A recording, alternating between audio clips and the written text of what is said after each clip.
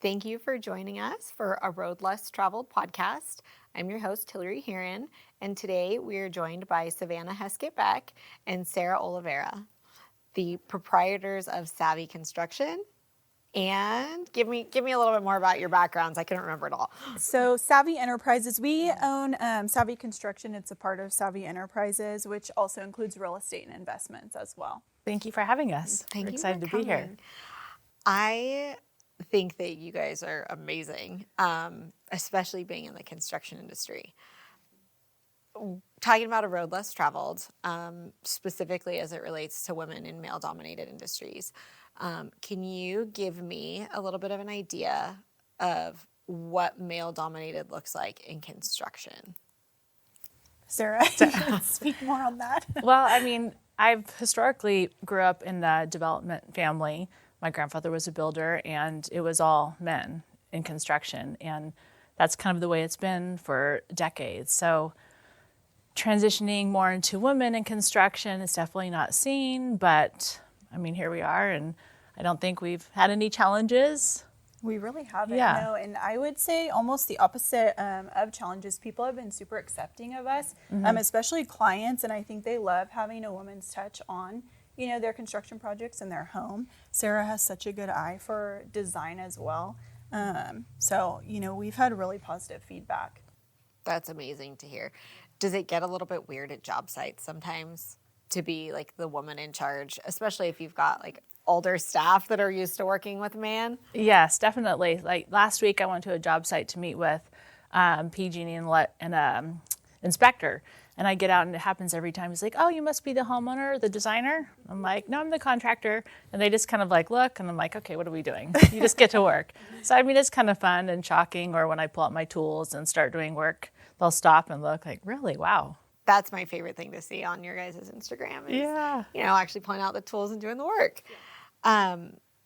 What about from like an industry perspective when it comes to like rules and legislation?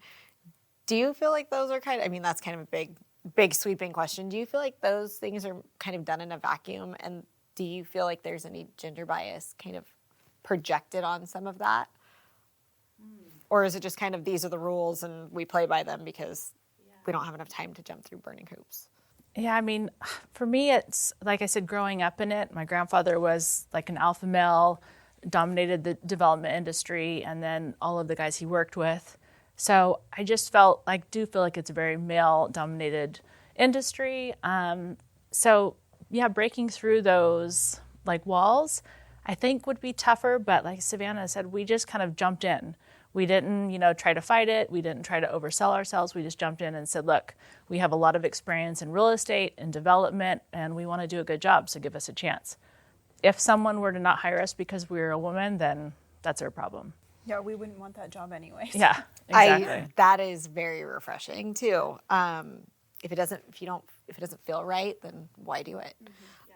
That's been kind of a shift in our generation, right? Like we're not just going to go punch a clock. It has to still feel right, or we have to align with it in some way. So Savannah, tell me a little bit more about the other part of the business. It's real estate and investments. Real estate investment. So I started probably about 8 or 9 years ago now, and I worked by myself for a few years, and then my husband joined me after I had my son Bentley about 4 years ago. And him and I started flipping homes, and we were buying investment properties for ourselves that needed work. So we were working with multiple different contractors, trying to find, a good fit for us and someone who produced a quality product, and it was really challenging. And so we actually ran into Sarah at an event, and we're, talking with her, and afterwards me and Travis were like, she would be so great to, bring onto projects. And we didn't know at what capacity yet, but we wanted to talk with her. So we sat down, and very shortly after, she was interested in partnering, so we started Savvy Construction together. That's amazing. There's like a divinity to it. That's pretty cool. Do you guys, are you super busy? Are you super busy with like flips, real estate, construction, or all the things busy, or some of the things busy? All of the above. I would say, the real estate market right now has slowed down some, and we're seeing that all across the board. But construction, we have stayed very busy, which is such a blessing. We have a lot of new projects on the horizon as well. Are you finding that you get a good amount, a little bit? What is, as you're getting new clientele, are some people seeking you out because you're women? I mean, I know I saw you guys are because you're women, but are you seeing that more often? We are, yes. I would say in the beginning, especially our first few projects, I think people, were coming to us because we were women-owned. We had a few like single ladies who wanted us to do their projects. And then, Sarah did such a great job and her crew as well. So now we've gotten referral business and it's a mix of everybody, which is really refreshing. Yeah, I definitely agree. I mean, we started small. We kind of weren't sure where it was going to go. We knew they were doing investments and it was like, let's see what happens. And we've grown much quicker than we anticipated, which is a blessing. But now we're doing new homes, we're doing cottage homes, we're doing remodels. I mean, repair, we're just doing it all, which is That's a lot phenomenal. of fun. Yeah. I mean, here's the age-old question, my favorite one. How do you manage it all?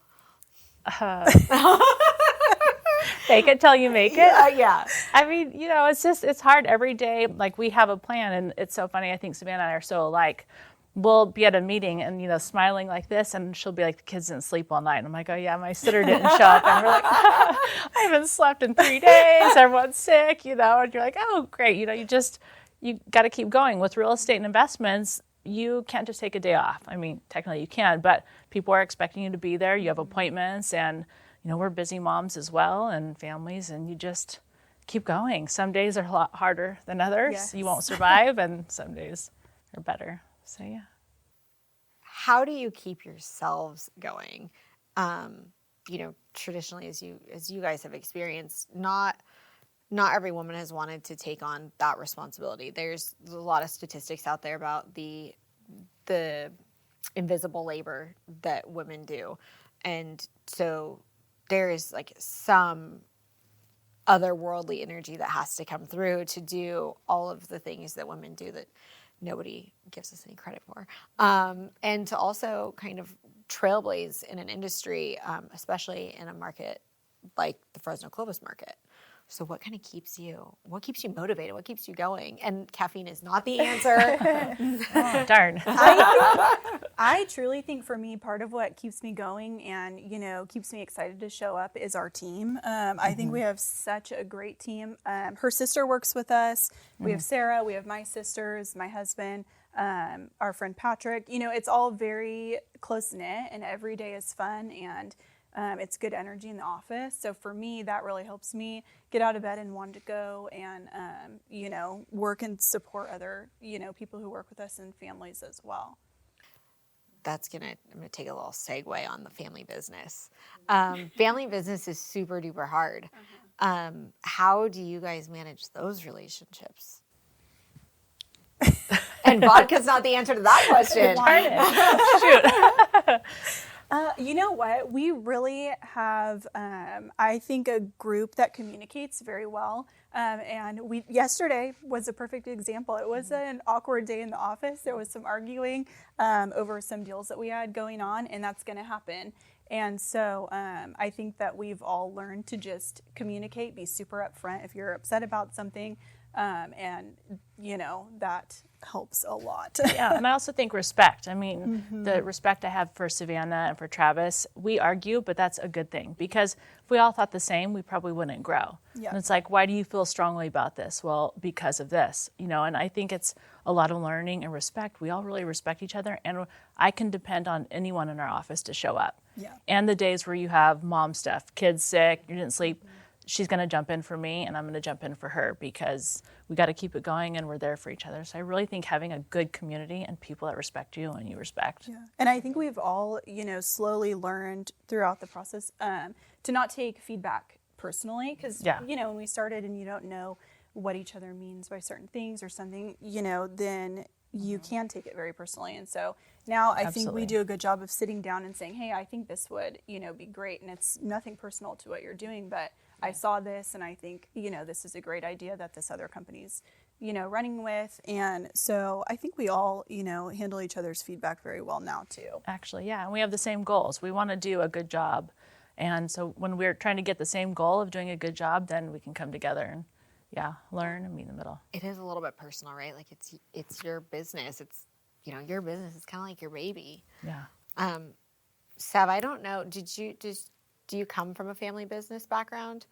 Yes, so my dad owns 3 different companies, a sheet metal company, we farm also, and then an insurance company. And so I watched him, run those businesses and work very hard all growing up. And then I actually have 4 uncles as well that all own very successful businesses in the area. And so I've gotten to, throughout college, high school, work with a few of them actually in different capacities. And I think that helped me want to do the same thing and start my own company when I was young as well. Sarah and I got to catch up a little bit in the salon chair. Yes. That yeah. perk of being a girl. Yeah. A few weeks ago, and I know that she comes from a family business background too. And so, do you guys find that helps you navigate a little bit your relationships? Maybe some either mistakes that you've seen your family make, or things that you guys did well that you're like, oh, you know what, I can draw on that for our, for this next step. Yeah, absolutely. I mean, so like I said, my grandfather started Wathen Homes, big developer, and then my mom was a CFO, so she did all the financials. My stepfather was our insurance, and then my stepmother ran my grandfather's plumbing company. So I kind of got to see it at all angles. My mother was always stressing finances. Can you afford it? Talking to the banks. And if it didn't pencil out on the books, you couldn't do the job. And then my father was the contractor as well. He was the superintendent. So he wanted to do things right way. And my mom financially, and then, my stepmom planning, and then the insurance. So I really got to see all sides to it, know how important it is that you look at every side to a business. So with Savannah and Travis, her husband Travis is very good with numbers, and he'll pencil it out and tell you, it's not going to pencil out. And I'm like, but we have to do this. And so it's really good to see, okay, how can we get our project for the numbers that we need? And the great thing about Savannah, I love, is she can walk in a project, and depending on the budget and where we see it when they sell it or flip it, where we need to be cost-wise, and then she can go through each room and say, this is what we should do, and that's where we work together.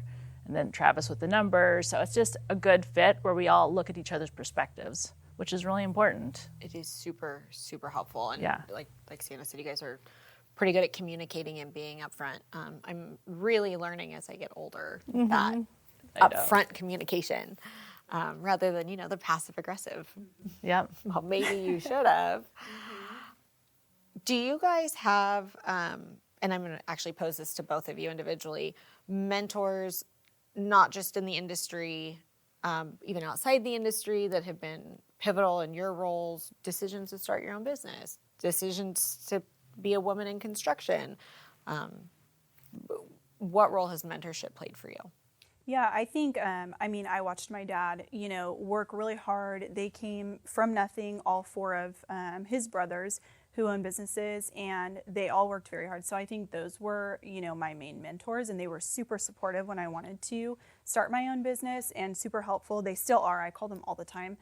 Each one's for different things, to help with different dynamics of the business. And then also I would say my mom, she's a huge role model. She was a working mom. She was a teacher. And my dad was gone a lot. He traveled a lot for work, and, we never, until I had kids, I never realized how tired she probably was. And, all of the things that she handled at home, we never saw that. So I think once I had kids, I realized that she was a great role model even more because of the way that she handled, work and her household. And then for me, like I said, I looked up to my grandfather, but then my father was an on-hands construction guy. So he puts time into fixing stuff. He's truly a handy guy. He can fix everything, and he takes his time. And then my mother is like my hero. She did the financial, and a lot of people don't give him credit behind the, closed doors. She's handling all the big stuff with the banks, and she was an incredible mother, taught me love, but then faced a lot of hard things. But I think one of my biggest mentors was my grandmother. So when my grandfather passed away at 80, my grandmother was faced with this big corporation of development. He had his hands in a lot of stuff, and she had to kind of go from a socialite to a businesswoman at 80 years old and settle his debts and, do the promises he was going to do. And I saw her do that, and I actually lived with her after he died, just kind of for safety. And she would have really tough days. But what I loved is she'd come home, put on her pearls, and we'd go out to a nice dinner and she'd have her cocktail, you know? And I loved that she was able to still know who she was inside and find joy, because she faced a lot of hard stuff. So watching her and my mother do those things, and then my mother fought breast cancer while working a million hours for the family business. I saw a real deep loyalty to what you do, and it takes a lot of guts That to is be able to have your own company. courageous. Yeah, unbelievable. How's mom now? She's good. She's healthy. She's still working her tail off Good. for the family sorta business. good. Yeah, I know. I'm hoping she'll slow down, but she's just so loyal, fiercely loyal, and yeah, she's my hero. It's amazing to have role models like that. Yes. There's really there's no substitute for somebody you can kind of draw on their energy, right? Yeah. Are you currently mentoring other people in the business, whether it's within your own office or outside the business, encouraging other women to join real estate investments, construction? I think we talk to a lot of people. We get a lot of Instagram messages and, people with questions, especially like young females. And I think one thing that we talk about a lot is engaging our children already. She has older girls. My son's 4, my daughter's 3. But even then, we're already taking them to work with us. And our office is so family friendly, so they love it. And I think it's important for people to engage, their kids and what they're doing at a young age. So I'm hoping, my daughter Scarlett can see what Sarah's doing, and, she can see that no matter what industry she wants to go into, male or female dominated, that, there's a space for her wherever she wants. Yeah. I was talking to my oldest daughter last night, and I said, I'm going on a podcast about women in, men's industries. And she goes, what do you mean? And I go, well, yes. Yeah. And I go, I'm working in a male industry. She's like, what do you mean? I'm like, well, generally contractors are men. She's like, really? I'm like, so she was just like, and I'm like, that's a good thing. Yeah, you can be what you want to be. That's amazing that you've been able to instill that in her. I personally remember going to the dealership and feeling like, is there anybody else here that's a girl? Yeah. And it can feel super isolating. Mm-hmm. What do you do that keeps you showing up? Like, what is it that keeps you inspired? And are there days where you're like, I quit, I'm going home. Call me maybe tomorrow or maybe not. Mm-hmm. Daily. Right? Yes. Yeah.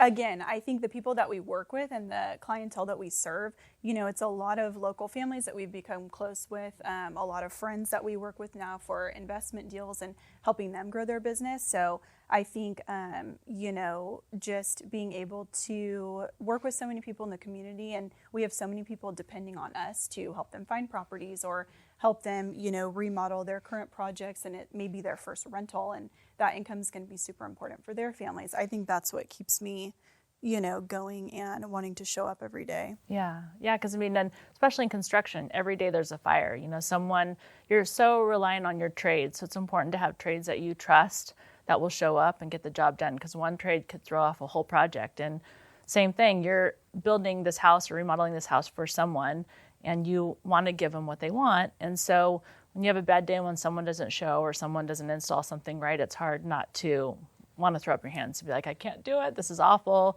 And then I go home and get on Instagram, like, look at all these perfect lives I've done. Like, what do they say? Comparison is the thief of joy. So keeping yourself grounded and be like, okay, that's not real life. I'm going to put on a show. I'm going to just regroup, work out, whether something, just to not think about it and then start over the next day. So a kind of specific construction question. During COVID, construction kind of boomed. And I have a couple of friends that are in construction that said some of their trades or subcontractors just would not show up and delay the jobs for months. How do you make them take you seriously? Did that take being quick to fire somebody, or have you had mostly respectful relationships? You have a little bit of both. So if you, like I said, use trades that you trust, you had to we were still an essential business, but if a trade came in and they tested positive within a week, none of their guys were allowed to work. And so they had to do what was right, obviously. So you just had to, each situation you had to take for what it was. So if it was closing down the house, only one sub could go in and not letting anyone else in. I mean, it was whatever we could do to keep the house moving. Now, getting a lot of the material, because like say our stone warehouse, they shut down the whole facility. So you couldn't get the stone. So just trying to find ways to make it work and make it close, because we were kind of stuck. Yeah. But yeah. If I can speak on that a little bit, I think Sarah, and just one thing I've learned from her and being around her family as well, is she's so respected in the construction community with subs. And I think that comes from her just treating people so well. And, you know, we pay fair price. And so I think that people do show up for her for those reasons. That is essential. I mean, for the little that I know about construction, that is essential. So you're saying if I'm talking to somebody and their jobs are getting delayed, that maybe they're not the best contractor to be working with. Yeah. No, you didn't say it. I just extrapolated that. Yeah. Is managing family work a lot like managing a job site? Oh, yeah. Where you're like, no, you stay over there. No, you go over there. Everybody kind of to your own corners. Why does one person have to have a problem today? Yeah. Like my kids. Can't we have one morning where everyone's happy? Yeah, I mean, you know, if someone's upset, they could ruin the whole job site. So you really have got to kind of talk to them and, you know, make sure they're okay, especially trades, when they take their job seriously, like say the framer. And the next guy comes in and he smashes through the framing. They say you have to call the framer back to fix his own work. He's going to be upset, obviously, because he takes pride in his work. And that's the tough part about building, is everyone has to follow each other. So if they're not, you know, if they're hurting the painter's job, the painters get mad. So that's really important to make sure everyone's respecting each other in that space. Because, yeah, if you have one mad trade fellow, then he's not going to want to come back. That is not something a normal person would think about, like a lay person, I guess, would think about, because, you know, in my mind, like, oh, just the next person comes and does their job and does their job and does their job. And you really could screw up somebody else's work, and I would be pissed too. Yeah. So that is a good perspective to have. Yes, yeah. What advice would you give your younger self? Any version of your younger self, because I know we all have like a book of things that we'd be like, God, I would have done that different. Probably the confidence to try it sooner. You know, being in a family business, I was kind of like not stuck there, but it was comfortable. I never would have saw myself as running my own construction company. And it wasn't until the family business, they stopped building homes, and I was like, wow, I need to continue, and this is what I know. So maybe telling my younger self that, yeah, you can do that. You don't need to kind of stay where it's comfortable, which is really hard to do, especially with 3 kids. When Savannah and I started this, I'm like, I'm just going to start over, you know, with my 3 kids and see what happens. So just believing in yourself. And, you know, if someone's going to give you a hard time because you're a female, you don't want to work with them. Like we said, you just move on and you work with people who want to work with you. Yeah. I think just actually kind of similar. You know, I wish I would have done more and pushed forward more in the beginning. It took me quite a few months when I started in real estate, and I actually almost stopped because I didn't have sales for a while, and I was young. I think not gender-wise, but just my age at the time. I was discouraged because people, you know, you don't have experience. So I would get these good listing appointments, and, you know, I would go in and they're like, well, what have you sold? I'm like, well, I haven't sold, you know, anything yet except one home for my dad, or, you know, whatever. And so I actually almost stopped, and I wish that I would. And for a while I did take a break. I think if I would have pushed forward more in the beginning and, you know, seen what it could have been and what it was going to be, then we could be even further along than we are. Yeah. I love that you guys take your kids to the job sites and kind of expose them to the hard work and what it actually takes in the commitment, especially because I'm guessing you guys are kind of all over the place all the time, going to different places, different things. Yeah. How, maybe not even how, do you draw on the kind of reflection of the things that you would have said to yourself to inspire your kids? Or you just kind of let them, you know, observe what they're going to observe and take what you take from it? Mostly I'm asking for parenting advice. Travis and I both take them, and they're young. They're 3 and 4, but we take them, and they're funny. Bentley's starting to understand more, we, try to explain to him what a rental property is and, our tenants, and we'll, take tenants gifts sometimes, or, different things. And so he's starting to understand. I think her kids, they're a little bit older, so they probably understand more, but we still try to like talk to them and show them, what different things we have going on. And then construction projects for other people, we explain that to them, and they just think it's, amazing. So I'm sure later on, and she can speak more on her older kids and what they grasp, but I'm sure we'll try to, explain more at different sites as they get older too. Yeah, and I kind of feel the same way. My daughters are all very strong-willed young ladies, kind of like myself and my mom and my grandma. So I kind of let them observe and kind of see what they say about it. Like I said with my daughter last night, she said she couldn't believe it was a man's industry. I'm like, that's cool, because I've never actually talked about it. I just bring them along. And so it's, hopefully they'll just, kind of keep their eyes open and think, well, why not? My mom does it, why not? What did you want to be when you grew up? Oh gosh, a neonatologist, which is a doctor for premature babies. And I was like gung-ho until I got in chemistry, and I was like, okay, so I don't understand it. Yeah. What about you? I always wanted to be in sales. I mean, I wanted to work with my dad. That when I was little, I always wanted to work with my dad, which, in insurance would have been sales. So as I got older, I still wanted to do sales, just something a little bit different. That's awesome. I personally relate to that a lot. Trying to think about how to phrase without implying that you would bring your kids into the business, how you encourage them to decide what they're going to do. I mean, and they're all young. Even your oldest is still 12, not making those kinds of decisions yet. Do you find that you focus on anything? Well, you said you don't really focus on it being a male-dominated industry, but do you focus on things that you feel like you're steering them to or away from the businesses that you're in?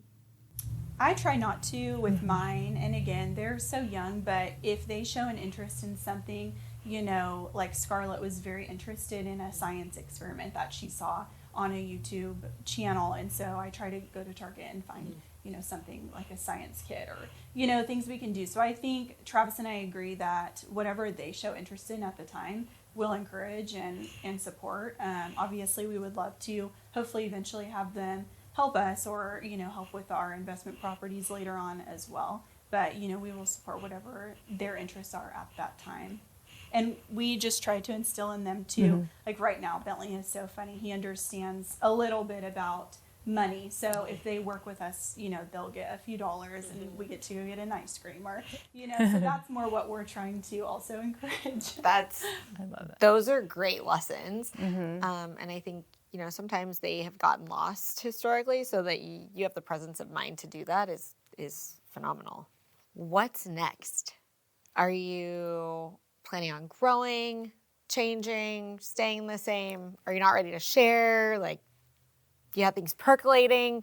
What's next? What's next for you guys? Definitely growing. Like I said, we just kind of started this just to see what happens, and we've grown, and we hired Caitlin, and then now we've actually just hired one other person to grow, because just to keep up with all the bids and building it. It's scary to grow because, it's important that when you hire someone, you're hiring someone that's going to be an employee and that you're going to hopefully employ for a long time.